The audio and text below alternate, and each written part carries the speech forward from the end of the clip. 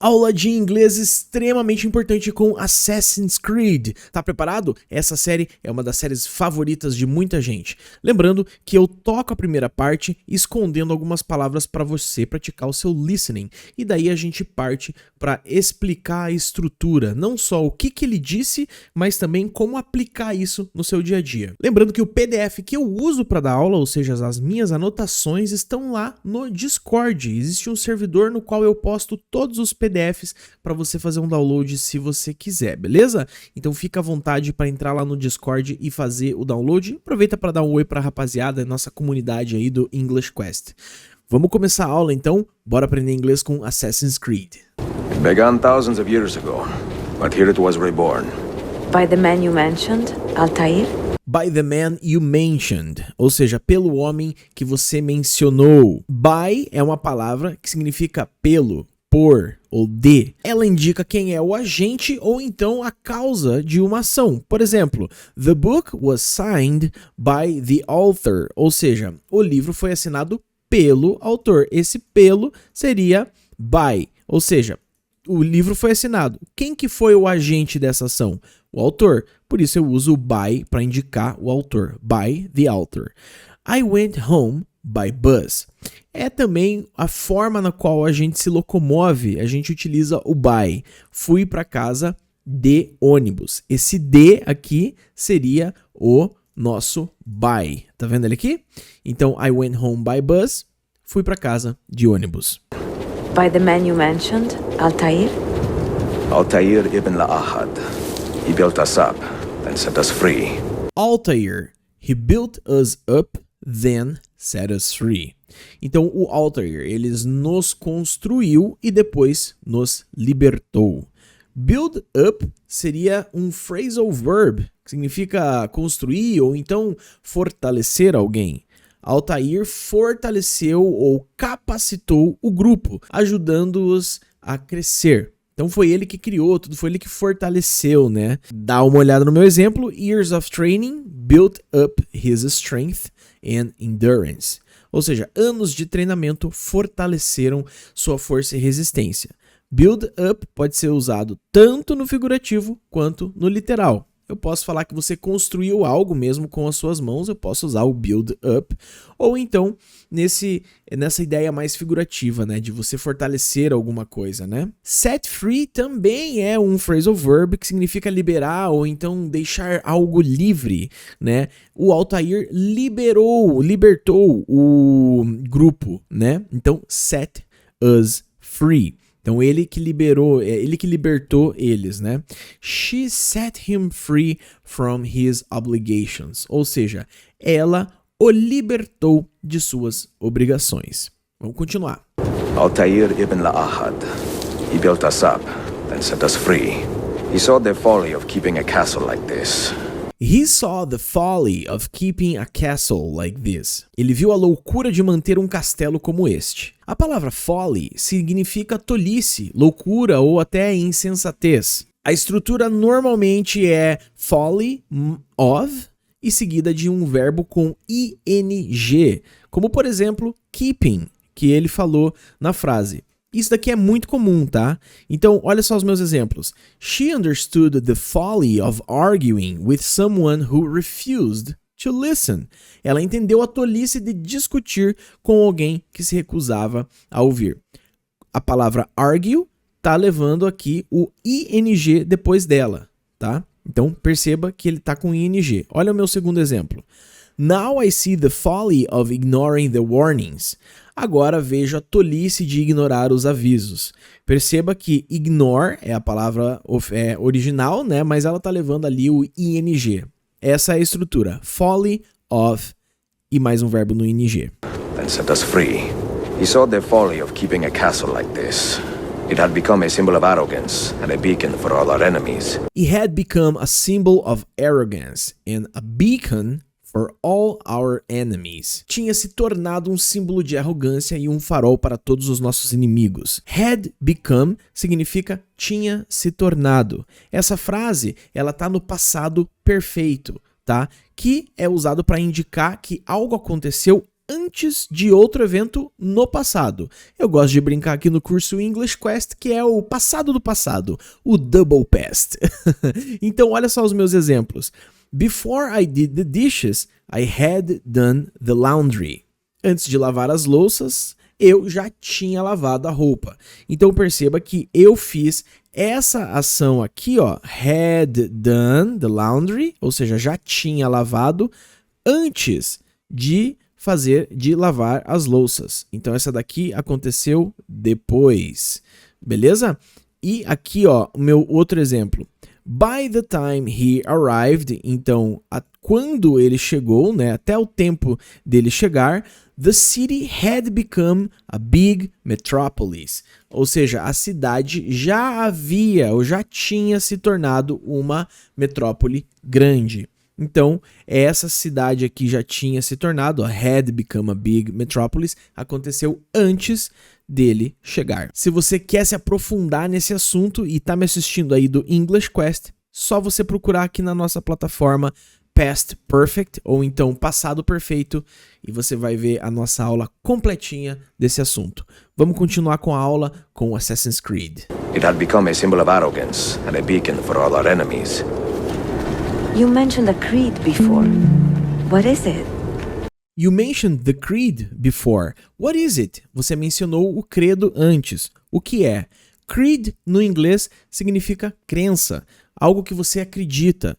Por isso que no inglês, o jogo, né, ou em português, significa a crença do assassino, que é o nome da série, né? Assassin's Creed. Esse apóstrofo S aqui, ele está indicando que o creed é a posse do assassino. Então, literalmente traduzindo, seria a crença do assassino. E é isso que significa a série Assassin's Creed. Mas agora, olha só que interessante, ele vai explicar o que é a crença, ou pelo menos aos olhos do Ezio. Cada assassino, pelo menos nos primeiros jogos que eu mais joguei, tinha sua própria crença. Qual que era a crença deles? Qual que era o Assassin's Creed deles? Olha só o do Ezio, que é de longe disparado a minha favorita. You mentioned a creed before. What is it? Nothing is true. Everything is permitted. Nothing is true, everything is permitted. Nada é verdade, tudo é permitido. Lembrando que nothing e everything são indefinite pronouns. Eles significam nada, tudo, etc. E assim como no PTBR, ou seja, assim como no português aqui do Brasil, as palavras somebody, anything, nobody, everybody, everything, somewhere, anywhere, todas essas palavras aqui, ó, nothing, todas essas palavras a gente vai tratar sempre como singular, por mais que seja tudo, todos, né? Pô, everything, André, não seria tudo? Ou então everybody não significa todos? Sim, significa todos, mas elas são sempre tratadas no singular. Perceba como que ele usou na frase nothing is true, ou seja, ele usou is, que é para singular. Everything is permitted, tudo é permitido. Esse is é para singular. Todas são tratadas como singular. Se você quiser se aprofundar mais, procure então Indefinite Pronouns aqui no English Quest e você vai ver uma aula completinha desses caras. Inclusive tem até uma aula do Korn aqui no curso e no canal do YouTube. Vocês gostam de Korn? Eu gosto bastante. Eu fiz uma aula em cima da música deles. Nothing is true. Everything is permitted. That is rather cynical. That is rather cynical. Isso é bastante cínico. Rather um tanto ou bastante, né? Então a gente utiliza para dar essa ênfase na palavra, né? Então olha só, the movie was rather boring, to be honest. Ou seja, o filme foi um tanto entediante, para ser sincero. This task is rather difficult for beginners. Essa tarefa é um tanto difícil para iniciantes. Então sempre quando você quer dar essa ênfase na palavra, na próxima palavra, a gente coloca esse rather antes. Então, rather cynical, bastante cínico. That is rather cynical. It would be if it were doctrine. It would be if it were a doctrine. Seria se fosse uma doutrina. If it were significa no inglês se fosse. Isso a gente usa para uma situação hipotética. Olha só o meu exemplo. If it were easier, more people would try it. Se fosse mais fácil, mais pessoas tentariam. Ou seja, não é fácil, mas se fosse, é uma situação hipotética. I would help you if I were free this afternoon. Eu te ajudaria se estivesse livre essa tarde. Bom, eu não estou livre, por isso que eu não posso ajudar. Mas se eu estivesse, então é essa a estrutura que eu uso if I were. Normalmente usaríamos o was para I, né? I was free, if I was free, e não were, como eu estou usando no meu exemplo. Ah, André, então você errou? Não, eu não errei. Em situações hipotéticas, a gente usa o were ao invés de usar o was. O nome disso em inglês se chama subjunctive mood, seria essa utilização do were, mesmo que seja para I, she, he, it, etc. Então, quando você está falando de uma situação hipotética, você pode usar o were toda hora, beleza? It would be if it were doctrine, but it is merely an observation of the nature of reality. But it is merely an observation of the nature of reality. Mas é meramente uma observação da natureza da realidade. Merely, no inglês, significa apenas, ou então meramente. Por exemplo, a gente usa isso para minimizar ou então suavizar a importância de algo. Dá uma olhada no meu exemplo. She is not angry, she's merely tired. Ela não está com raiva, ela está apenas cansada. Merely. This is merely a suggestion. You can decide on your own. Isso é apenas uma sugestão. Você pode decidir por conta própria. Se liga na pronúncia, merely. But it is merely an observation of the nature of reality. To say that nothing is true is to realize that the foundations of society are fragile. To say that nothing is true is to realize that the foundations of society are fragile. Ou seja, dizer que nada é verdade é perceber que os fundamentos da sociedade são frágeis. Realize, no inglês, significa perceber, compreender. Toma cuidado porque isso é um falso cognato. Muitos dos meus alunos acreditam que realize significa realizar. Parece, né? Mas não é. Isso é o que a gente chama de falso cognato. Realize, no inglês, significa isso mesmo, perceber, compreender. Quando a gente entende algo importante ou então chegamos a uma nova percepção, tá? Então, olha só os meus exemplos aqui. I realized she didn't love me anymore. Eu percebi que ela não me amava mais. Olha, eu percebi aqui, realized. They will realize family is really important. Eles vão perceber que a família é realmente importante. Toma cuidado para não confundir, beleza? Vamos continuar. To say that nothing is true is to realize that the foundations of society are fragile and that we must be the shepherds of our own civilization. And that we must be the shepherds of our own civilization. E que devemos ser os pastores de nossa própria civilização. Must significa dever, no sentido de obrigação ou uma forte recomendação. Isso é o que a gente chama de um verbo modal no inglês, a modal verb. Olha os meus exemplos. People must take action to protect the environment. As pessoas devem agir para proteger o meio ambiente. We must work together to solve this problem. Precisamos trabalhar juntos para resolver esse problema. Perceba que o must, ele nunca muda. Por mais que você fale I must, people must, we must, she must, etc. Ele sempre vai ser must. Ele não tem uma conjugação para singular, plural, etc. Que nem tem no português, que é devemos, devo, etc. And that we must be the shepherds of our own civilization.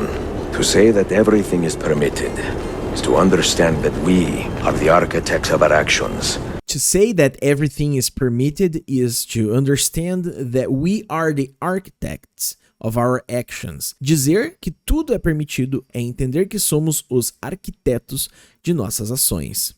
Perceba que as duas palavras que estão em laranja são os dois verbos que antes deles tem a palavra to, ou seja, isso é o que a gente chama de to infinitive. É o infinitivo no inglês, ou seja, a forma básica do verbo. Por exemplo, os nossos verbos que terminam com ar, ir aqui no português, como por exemplo, dizer, cantar, jogar, comer, etc.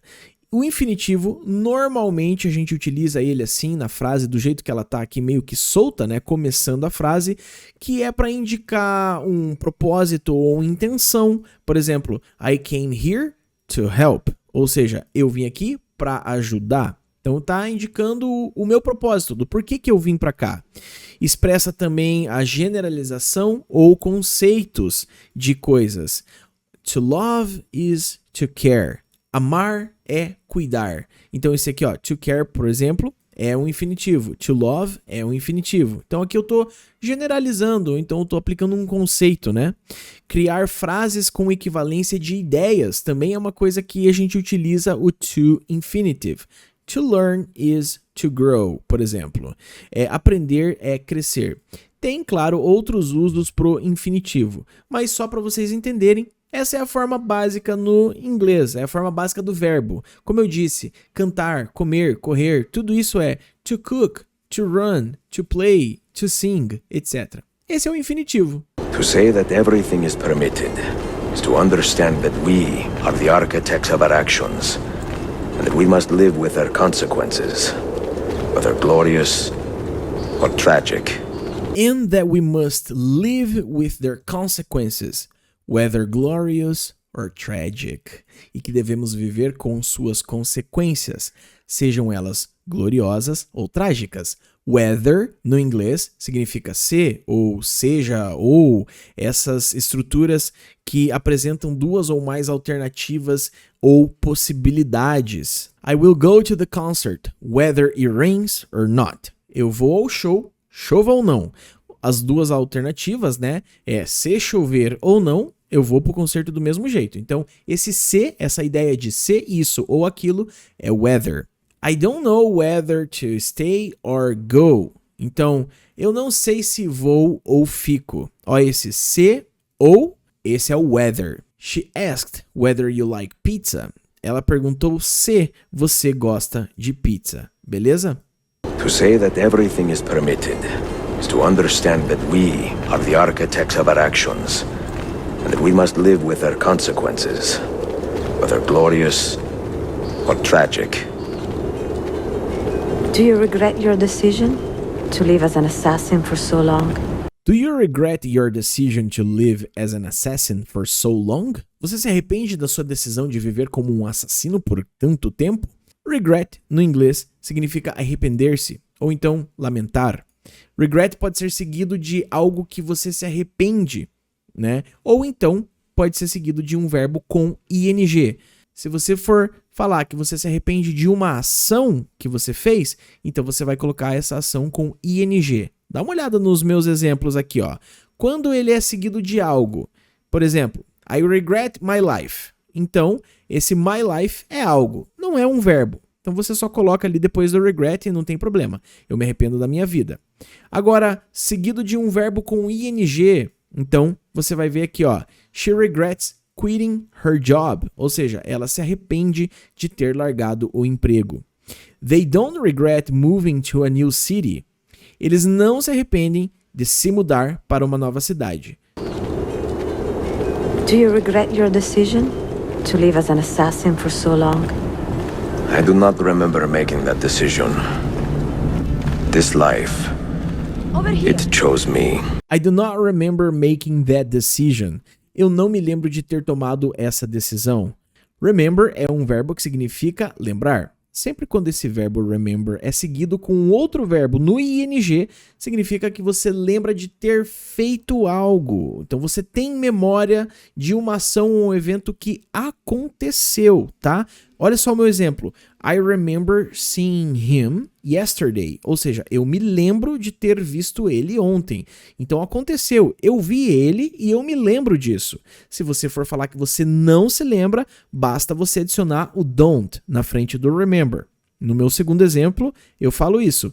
I don't remember meeting her last year. Ou seja, eu não me lembro de tê-la encontrado no ano passado. Já se o seu verbo remember é seguido de um outro verbo, só que ao invés de ser com ing, ele é o to infinitive, significa lembrar de fazer. É usada para se referir a uma ação que precisamos nos lembrar de fazer. Perceba. Ó, I have to remember to call my friend tomorrow. Então, eu preciso me lembrar de ligar para o meu amigo amanhã. Sacou a diferença? Então, um é lembrar de fazer e o outro é lembrar de ter feito. Essa é a diferença. A diferença é o outro verbo que vem depois deles. Se tiver no ing, ou seja, na primeira forma aqui que a gente viu, é lembrar de ter feito. A ação aconteceu e você se lembra. Agora, se tá com to infinitive, assim como o meu segundo exemplo aqui, então você precisa lembrar de fazer. Ainda não aconteceu, mas você vai lembrar de fazer. I do not remember making that decision. This life, Over here. it chose me. For 3 decades, I have served the memory of my father and my brothers. For 3 decades, I have served the memory of my father and my brothers. Por 3 décadas, servi a memória do meu pai e dos meus irmãos. I have served é uma frase que está no present perfect, presente perfeito no inglês, que indica normalmente, né, uma ação que começou no passado e que continua até o presente ou que tem um impacto no momento atual, tá? Então, é algo que a gente usa bastante no inglês. Normalmente, o verbo auxiliar have, seguido da terceira coluna do teu verbo, tá? O past participle. I have worked here for 10 years, ou seja, trabalho aqui há 10 anos. Dá a entender nessa frase que eu ainda estou trabalhando aqui. Então é algo que começou no passado, porém ainda continua no presente.